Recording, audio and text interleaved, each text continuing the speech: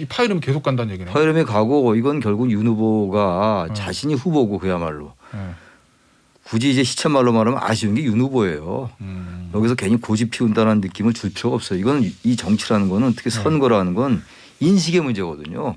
팩트나 당위도 중요하지만 어떻게 유권자들이 인식하느냐 언론에 어떻게 보도되느냐의 문제이기 때문에 그걸 잘 감안한다면 얼마든지 자신의 명예를 더 높이면서도 오히려 유연한 리더십이라는 느낌을 주면서도 당을 다시 화합으로 끌어갈 수 있는 건 오로지 정치력인데 지금까지의 윤 후보의 여러 가지 그 궤적을 보면 그렇게 갈 것 같지 않아 보이긴 해요.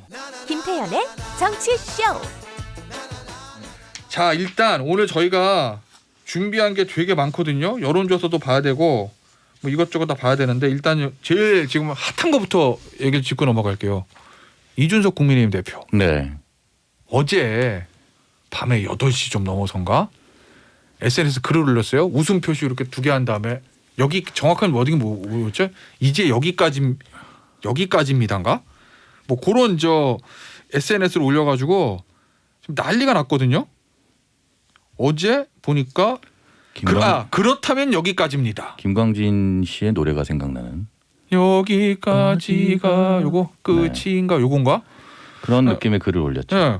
웃음 표시 2개랑 지금부터 14시간 전입니다. 그러니까 8시에서 8시 반 사이에 그렇다면 여기까지입니다. 요 글을 올리고 그 이후에 1시간 후에 또 웃음 표시하고 알파벳 P. 거꾸로 하는 거라면 네. 엄지를 거꾸로 하는 거라면 좀 몰랐는데 알파벳 P가 여기 엄지 거꾸로 하는 네. 요거 싫어요 표시라고 그러더라고요. 그래서 이게 지금 이준석 대표가 어떤 의도냐. 어제 밤에 또 난리가 났던 것 같더라고요. 당하고 저 후보하고 당사에서도 이준석 대표의 의중이 뭐냐는 거 가지고 취재된 거 좀 있습니까? 일단 그 뒤에 오늘 오전에 원래 9시에 아시아투데이 그 행사 일정이 있었는데 이준석 대표가 취소했고요. 지금 저희도 이 대표하고 통화를 하기 위해서 시도를 하고 있는데 통화가 안 되고 있습니다. 그래서 이 대표의 측근들의 얘기에 따르면 쉬겠다 뭐 이런 얘기를 하고 있어요. 쉬겠다. 네, 그런데 이유가 2가지 정도 최근에 일들이 있었지 않습니까? 그러니까 이수정 경기대 교수, 그러니까 여성 범죄에 대한 강력한 대처를 촉구해 왔고 그러니까 범죄 심리학자시죠.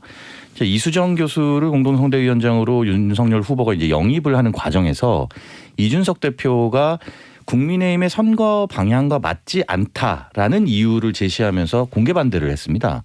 그런데 윤석열 후보는 영입을 밀어붙였죠. 그다음에 그 윤석열 후보가 이제 충청 일정에 들어가면서 이준석 대표와 동행하는 걸로 계획을 했다고 해요. 근데 이제 그 내용이 이준석 대표한테는 알려지지 않은 상태에서 언론에 먼저 공개가 된 뭐 이런 부분들, 그거에 대해서 이 대표가 상당히 불쾌감을 표했다. 뭐 이런 얘기들도 있고요. 그게 이제 표면적으로 드러나는 것들이고 사실 더 그 전의 상황을 따져 보면 지금 뭐 이제는 뭐 개문발차라는 표현도 조금 안 쓰고 있는데 김종인 총괄선대위원장 영입 문제와 관련해서 결국은 윤석열 후보가 김종인 영입이 안 되는 상황을 좀 뭐 받아들이는, 그래서 사실상 김병준 선대위원장 원톱 체제를 용인하고 가고 있지 않습니까?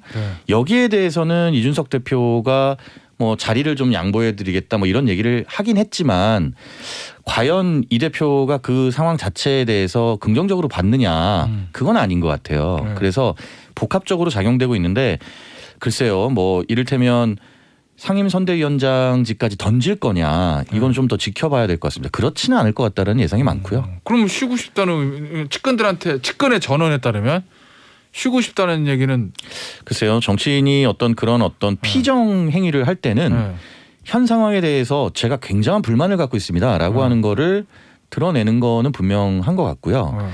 이 대표가 과연 그게 핵심적인 이유가 뭔지를 제시를 한 건지 윤 후보라든지 그거는 아직 좀 더 파악을 해봐야 됩니다. 제가 지금 갑자기 생각난 게 과거 옛날 얘기예요. 민자당 합당하고 나서 YS 민정계 민주계가 같은 민자당이지만 한 지붕 세 가족이란 공화계까지 해가지고 저도 그 생각했는데 그 생각이 났어요. 근데 그때 이제 YS가 당 대표인데 민정계가 통 인정을 안 하니까 당무를 거부하고 고향에 내려간 적이 있어요. 마산에. 그리고 난 다음에 결국 이제 쟁취를 했는데 뭐 이준석 대표가 뭐 그런 것까지 하는 건 아닌 것 같긴 한데 지금 피정이라는 말씀을 하니까 제가 생각이 난 건데 여러 가지 그 말씀을 자세히 해 주셨는데 본질적으로 이 대표와 후보와의 갈등은 분명히 존재하는 것 같아요. 어떤 형태로든 간에 결의 차이겠습니다만 네. 또 하나가 우리나라가 이 대선 후보가 되면 여든 야든 진보건 보수건 당 우선권이라는 것도 있고 후보가 모든 걸 장악하는 이러한 상황이란 말이에요. 후보 중심으로 돌아가죠. 예, 돌아갈 수밖에 없고 뭐 일정 부분 뭐 당연한 건데 하나 문제 제기할 수가 있어요. 이 부분은 정당이 후보를 배출하는 거잖아요. 네. 그 대체로 청와대가 왜 이렇게 집권당을 좌지우지하냐라는 비판을 많이 해요. 네. 청와대의 여의도 출장소가 집권당이냐. 근데 벌써부터 후보가 되고 대통령도 되기 전에 여야 이재명 후보도 마찬가지예요. 뭐 이재명이 민주당 만들겠다라고 얘기하고 지금도 이제 어떻게 보면은 후보가 자기 뜻대로 거의 하는 거 아니에요. 지금 패싱 논란도 있고 말이죠. 거기 약간의 서로의 뭐 소통에 문제가 있다 손 치더라도 이 대표와 윤 후보 간에 네. 그런 본질적인 문제가 존재하는 거예요. 근데 다른 과거에 새누리당 같은 경우 또 한나라당 같은 경우 황우려 강재섭 대표 같은 경우는 네. 조용히 있었어요. 이런 문제를 안 삼았다고요. 누군지 몰라요? 대선 후보 있을 때. 대선 후보가 있을 땐 당대표 기억도 안 누군지도 나. 모른다고요. 네. 근데 이제 이 대표 문제를 제기하는 거기 때문에 네. 이 문제는 저는 단순하게 무슨 뭐 서로 연락을 했느냐 안 했느냐 받았는데 뭐 서로 일정 조율 중에 언론에 나왔기 때문에 몰라서 그렇다 이런 여러 가지가 있는데 그것보다 본질적으로 그런 본질적인 문제를 고민할 필요가 있어요. 후보의 당이냐 당이 배출한 후보와 후보냐 당 대표는 어쨌든 서로 존중해야 되는 사이인 것이고 네. 후보는 당이 배출한 거예요. 네. 어제까지 후보가 후보 경선 후보였다가 후보 됐다고 완전히 당을 장악한다? 그럼 민주주의에 어긋나는 거예요. 전 이 후보들이 그런 걸 인식할 필요가 있다. 그런 걸 인식했으면 이런 일이 안 벌어질 거예요. 이런 일이 자꾸 논란이 되면 결국 윤 후보한테 불리합니다. 이건 결국은. 유권자들 뭔가 혼란스러워 보이거든요. 후보가 다 장악한다고 했는데 후보의 리더십에 대한 문제가 제기될 수밖에 없다. 네. 이건 윤 후보가 뭔가 빨리 절충하고 리더십을 발휘할 필요가 있는 거예요. 이 대표를 비판할 하나도 없어요. 이건. 이 대표 입장에서는 당연한 거다는 말씀이시죠. 당이 뭐 배출한 당연하다보다 거니까? 이건 할 수 있는 걸 하는 것 같아요. 자기가 몰랐으니까 당대표가 모르고 아무리 그럼 당대표가 상임위원장이 되지 선대위원장인데 아무리 후보 우선이라 하더라도 후보가 다 합니까? 그럼 후보가 다 당 장악하죠. 그게 독재고 뭐가 독재가 아니겠어요. 그게 당내 민주주의가 안 되는 거 아니에요. 저는 좀 다른 각도에서 말씀드리는 겁니다. 그러면 이거 어떻게 해결해야 돼요? 네. 윤 후보가 윤 후보가 이 대표에게 뭐 전화를 걸든가 네. 아니면 찾아가서 얘기를 해서 뭐 오해가 좀 있었던 것 같다 하고 진정으로 진심으로 얘기를 하는 게 맞아요. 뭐 복잡한 절차 필요 없어요. 그래서 마음은 서로 소통을 하고 오해가 있었던 것 같다. 네. 우리 지금 실무진에서 약간 그런 것들도 있었고 언론도 좀 앞서가는 게 있는데 아무튼 내가 잘못했다. 그 사과하면 이렇게 볼 게 아니고 잠깐 우리는 무슨 사과를 하면 무지하게 낮아진다고 생각하는데 그건 아니. 이런 건 이제 사과라기보다는 유감을 표명하고 네. 앞으로는 잘 안 그러겠다. 이런 게 난 맞는 것 같아요. 그래서 자, 봉합을 빨리 해야죠. 네.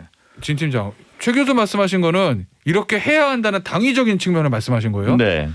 김 시장이 보기에 현실은 어떻게 될 것 같아요? 현실. 아니 근데 이제 예를 들어서 그 일정의 공유가 안 되는 측면에 대해서도 윤 후보 측에서는 네. 사실 이게 완전히 확정이 되지 않은 상태에서 언론에 먼저 공개가 되고 뭐 이런 과정들이 있었다. 이건 좀 뭐 이를테면 억울하다. 뭐 네. 이런 얘기들을 하고 있는데 교수님 말씀하신 대로 사실은 더 윗사람이 네.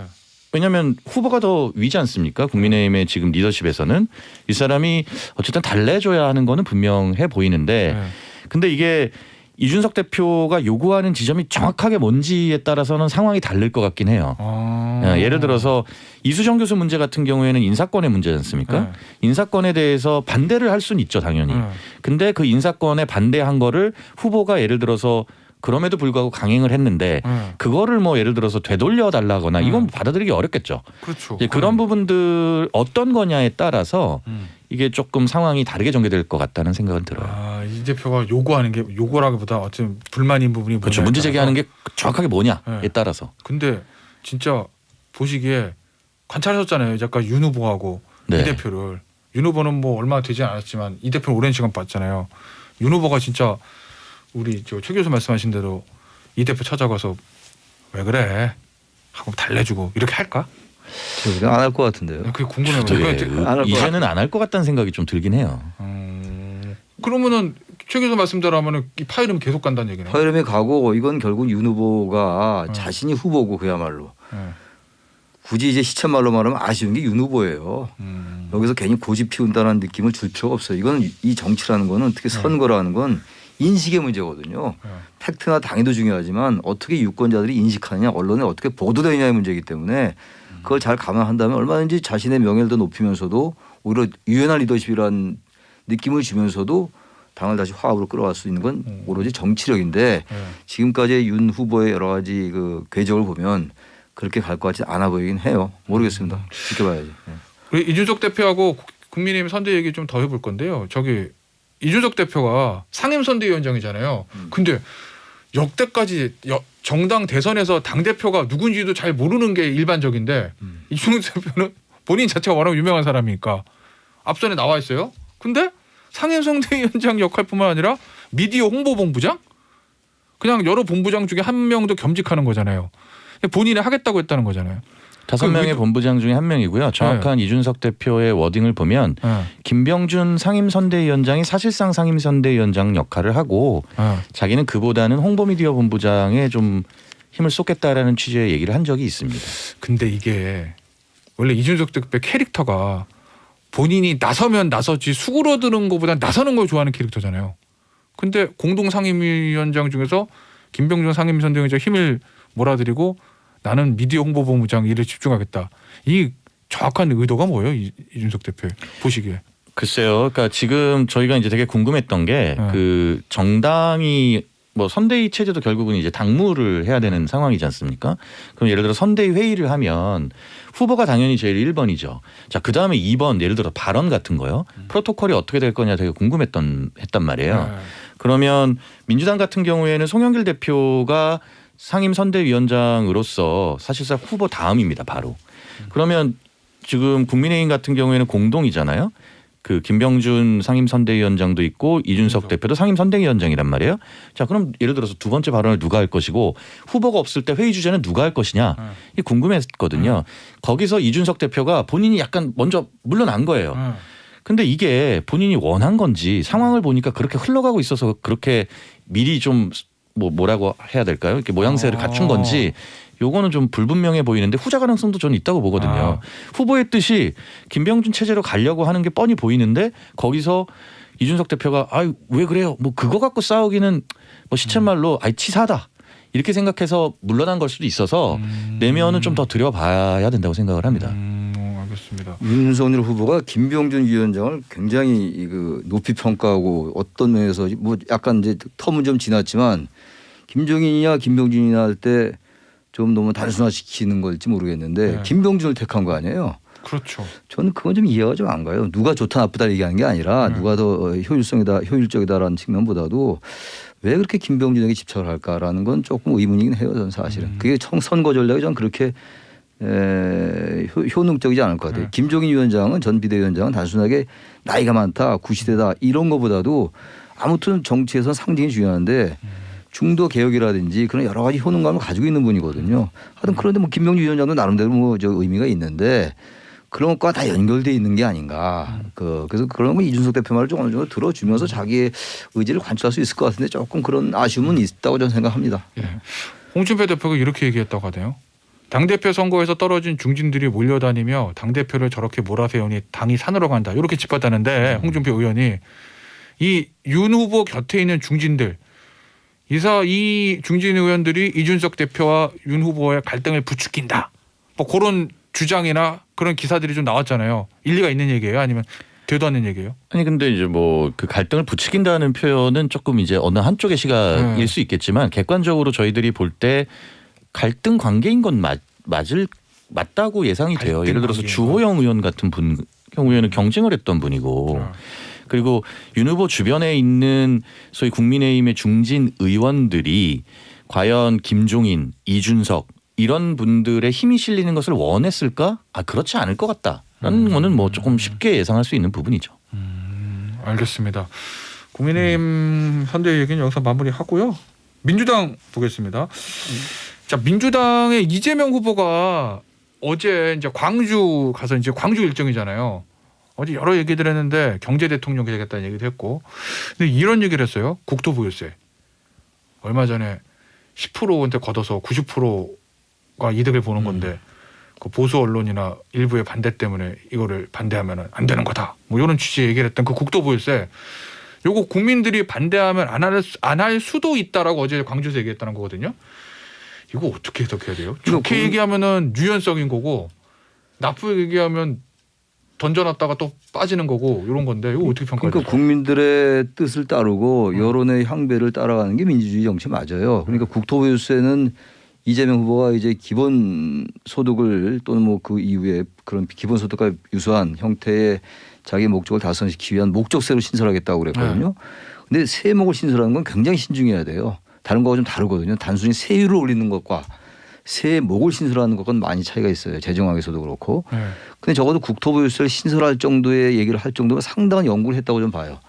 토지를 가진 자들에게는 모두 이제 세금을 부과하지만 나머지 10% 제외하고 90%는 그래도 기본소득 등등 이걸로 받는 게 많다라는 그런 명분이었단 말이에요. 근데 지금 요새 이제 국토부 유세에 대한 여론이 썩 좋지가 않았어요. 그래서 이제 반대하면 이제 안 하겠다고 얘기하니까 일견 이제 국민 뜻을 따르는 건 좋은데 이것만 그렇다면 제가 좀 좋게 평가를 하겠는데 요즘 이러한 사례가 많았어요. 전 국민 재난지원금도 그랬고 또 자영업 총량제, 네, 그 자영업 문제, 총량제도 그랬고 뭐 주사일제도 그랬고 또 조금 다르긴 합니다만 정치적인 이슈긴 합니다만 조건부 특검에서 무조건 특검으로 바꾸고 근데 뭐 그것도 실현도 잘 안 되는 상황이고 또 다른 조건을 내세웠죠 사실은. 그러니까 이거는 유연성이라는 건 저는 이렇게 봐요. 정치에서 유연성은 자기의 소신을 가지고 고집이 아니라 소신을 가지고 이때 상대방의 의견이 다를 거 아니에요. 서로 절충하고 타협하고 협상하면서 조금 양보해 가는 거. 그래서 새로운 알터너티브 대안을 만들어가서 합의를 모색하는 합의제 정치가 나는 유연하다고 좀 봐요. 유연성의 의미라는 게 일상사회에서 유연하고 좀 다른다고 보는데 이건 그런 거하고 좀 다른 것 같아요. 일단 내놓고 근데 이것도 사실 국토부 유세라는 것도 국민들이 많이 돌아오니까 오히려 내는 것보다 돌아온다. 이게 표가 될 거란 생각을 했을 것이고 물론 정치인들은 다 표가 될 거라면 다 해요. 그렇게 한데 이런 게 너무 잦다라는 거고 근데 그런 거 안 되니까 다시 걷어들이는 거는 유연성이라는 측면보다 너무 표로만을 너무 의식하는 거 아닌가. 소신도 이게 조금 더 설득할 생각을 안 하고 아직도 시간이 많이 있으니까 바로 걷어들이는 게 너무 많아요. 게다가 요새 또 조금 더 같은 맥락에서 얘기를 한다면 사과도 너무 자주 해요. 너무 직자적으로 즉각 대응하는 게 무슨 신속성이란 뭐 이른바 몽골기병 얘기했으니까 몽골기병의 기밀성인 그런 건지 모르겠는데 뭐 빨리빨리 대응하고 직자적으로 대응하고 표에 너무 민감하게 돼 지나치게 탄력적이다. 표에 대해서 지나치게 탄력적이라는 건 저는 유연성이나 측면보다는 너무 표만 의식하는 포퓰리즘이다. 포퓰리즘 또는 포퓰리즘의 표만 의식하는 포퓰리즘의 측면이 없지 않다라고 조금 저는 부정적으로 좀 평가합니다. 네. 지금 선대위 쇄신했잖아요 민주당에서. 네네. 그리고 나서 이재명 후보 지지율이 좀 올랐어요. 네, 소폭 상승했죠. 소폭 상승했어. 네, 네. 어떻습니까? 민주당 때 현재까지 평가는 쇄신 이거 선대위 쇄신해서 후보한테 다 몰아주기 잘했다. 이런 평가가 그래도 지배적입니까? 그러니까 민주당의 평가 중에 지금 네. 예를 들어서 요 이슈도 예를 들어서 이런 네, 이슈들도 네. 있죠. 전국민 재난지원금이나 국토부 유세 같은 경우도 그러니까 이게 예를 들어서 국토부 유세 같은 경우도 그냥 선명하게 딱 많은 사람들이 자기 생업 아닌 일에 사실 그렇게 막 깊이 있게 이해도가 높지 않거든요. 누구나. 예를 들어 국토부 유세 딱 하면 세금 더 걷겠다는 거네 이렇게 들리는데 사실 더 들어가면 민주당이 얘기하는 건 종부세를 예를 들어서 국토부 유세로 통합하니까 종부세는 폐지하는 것이고 예를 들어서 그다음에 국토부 유세 받아도 그 재원으로 기본소득 드려요. 요거는 이제 투 스텝스 그러니까 두 단계 세 단계를 알아야 이거에 대한 생각이 이제 조금 달라질 수 있는데 여론조사만 딱 해보면 부정적 여론이 많아요. 국토부 유세 같은 경우에 종부세는 오히려 부정적 여론보다는 좋다. 깎아준다는 얘기에 그런 게 있어서 아마 그런 부분들에 대해서 후보가 스스로 그런 여론 동향에 민감하게 반응한 것 또 뭐 영향은 있을 거라고 생각을 하고요. 선대위 쇄신 문제는 글쎄요. 저는 잘 모르겠어요. 그거를 여론조사로 저희가 디테일하게 선대위 쇄신 문제를 해보려고 하고 있습니다만 여전히 후보 밑에 있는 선대위 조직에 대한 국민적인 관심도가 그렇게 높을 것 같지는 않아요. 그러니까 예를 들어 김종인 위원장 정도면 굉장히 핫한 이름 인물이니까. 지명도가 있는 분이기 때문에 그렇지 그렇지 않은 분들이 새로 들어오고 또 뭐 어떤 자리를 그만두고 하는 부분에 대해서 그렇게 여론이 탄력성 있게 움직이는 건 아닌 것 같다라는 생각은 듭니다. 알겠습니다. 마지막 1분 30초 남았는데 어제 손학규 전 대표가 대선 출마 선언했잖아요. 네. 최 교수 거기 다녀오셨다고. 그 어떤 분위기인가 기자회견에서 어떤 얘기가 나오는가 보도가 잘 안 될 것 같아서 제가 직접 가봤는데 어떻던가요? 뭐 기자들이 많이 왔더라고요. 그래도 생각보다 많이 오고 질문도 많이 하고 질문 시간을 거의 1시간을 갖더라고요. 기자회견을 하는데. 근데 저는 그런 생각은 들어요. 지금 이제 손학규 후보가 나온다 해서 얼마나 많은 그 지지율을 끌어올 수 있을 것이냐. 어제 그리고 손 후보 본인도 많은 야유와 조소와 조롱 이런 걸 각오하고 있다. 노추, 노욕이라는 말을 각오하고 있다 이런 말을 하는데 그런 얘기거든요. 이제 정치 개혁, 개헌 이런 것들에 대한 담론이 너무 없는 게 이상하다. 개헌. 네, 정치 얘기를 하나도 이렇게 안 하는 대선을 처음 봤다. 양대 그 서로 이제 그 갈등하고 말이죠. 대립하는 이런 어느 한 명이 감옥 가는 선거가 된다고들 얘기하는 선거. 네. 거기에 대한 얘기인데 전 제가 어제 아침에 다른 신문 칼럼을 그런 걸 내용을 쓰고 갔는데 네. 꼭 그 얘기를 하더라고요. 아. 뭐 비슷한 생각을 해나. 저도 항상 그 생각을 좀 해요. 윤석열 후보나 이재명 후보가 기본 정치 체제를 바꾸지 않으면 네. 문재인 대통령이 국민과에 대해서 탑10이 들었다고 했잖아요. 네. 모든 건 다 들었는데 정치만 탑10이 아니거든요. 그건 정치가 탑10에 들어야지 이런 것들 잘 아우를 수 있지 않을까라는 아쉬움이 저에게도 있습니다. 네. 알겠습니다. 오늘 정치말렙 시간 여기서 마무리하도록 할게요. 지금까지 최청열 영인대 교수, 진송민 SBS 정치팀장이었습니다. 감사합니다. 네, 고맙습니다. 감사합니다. 감사합니다. 네.